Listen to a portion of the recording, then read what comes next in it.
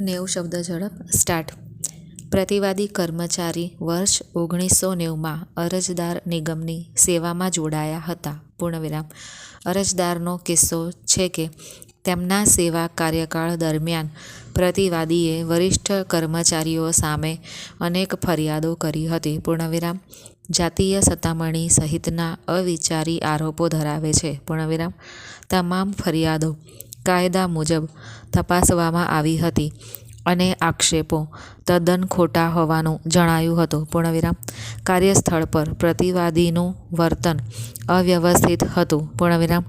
તેણીની હાજરીએ સહકર્મચારીઓમાં ભયની લાગણી જન્માવી અને ભય અને અસ્વચ્છતાનું વાતાવરણ ઊભું કર્યું. પૂર્ણવિરામ.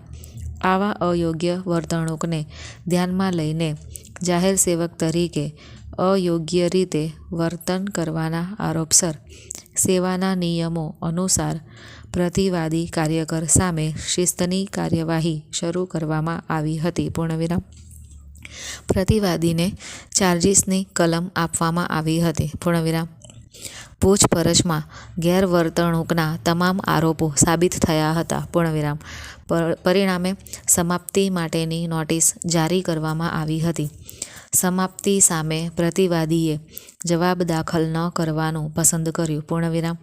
છેવટે શિસ્ત સત્તાધિકારીએ તારીખ 4/1/2018ના રોજ એક આદેશ પસાર કર્યો, જેમાં સેન્ટ્રલ વેરહાઉસિંગ કોર્પોરેશન રેગ્યુલેશન 1986ના નિયમન 39(1)(c) અને નિયમન 40ના ઉલ્લંઘનના આધારે પ્રતિવાદીની સેવાઓ સમાપ્ત કરી. પૂર્ણવિરામ. કબૂલ છે કે ત્યાં વિભાગીય તપાસ અથવા તારીખ 4/1/2018ના રોજ સમાપ્ત કરવાના નિર્ણયને કોઈ પડકાર ન હતો. પૂર્ણવિરામ. સમાપ્તિ પર અરજદાર કોર્પોરેશને પેમેન્ટ ઓફ ગ્રેજ્યુઇટી એક્ટ 1972ની જોગવાઈઓ હેઠળ પ્રતિવાદીને ચૂકવવાપાત્ર ગ્રેજ્યુઇટી જપ્ત કરી. પૂર્ણવિરામ. પ્રતિવાદીએ આપેલી સેવાઓ માટે ગ્રેજ્યુઇટી મેળવવા માટે કંટ્રોલિંગ ઓથોરિટી સમક્ષ અરજી દાખલ કરી. પૂર્ણવિરામ.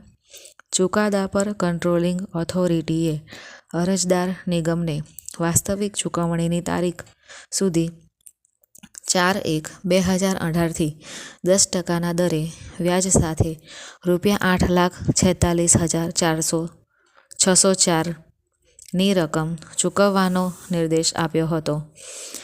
પૂર્ણવિરામ.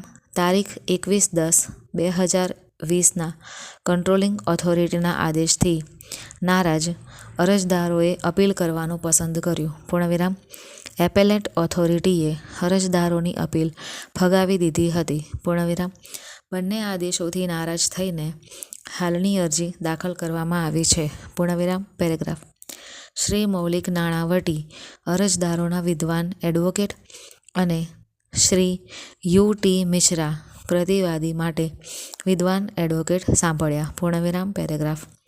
શ્રી મૌલિક નાણાવટી અરજદારોના વિદ્વાન એડવોકેટે રજૂઆત કરી હતી કે તારીખ 21/10/2010ના કંટ્રોલિંગ ઓથોરિટીનો આદેશ અને તારીખ 7/7/2022ના એપેલેટ ઓથોરિટીનો આદેશ નીચેના આધારો પર ભૂલ ભરેલો છે. પૂર્ણવિરામ. પેરેગ્રાફ.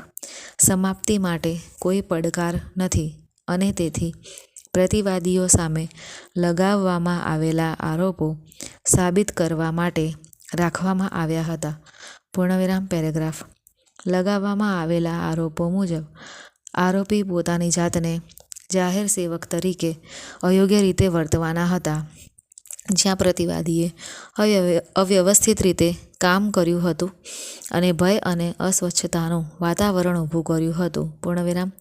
તેણીએ વરિષ્ઠ કર્મચારીઓ સામે જાતીય સતામણીના આક્ષેપો કરવાની આદત હતી, જેનાથી કર્મચારીઓમાં ભયની લાગણી અને ભય અને અસ્વચ્છતાનું વાતાવરણ હતું, જેના પરિણામે કામની અગવડતા હતી.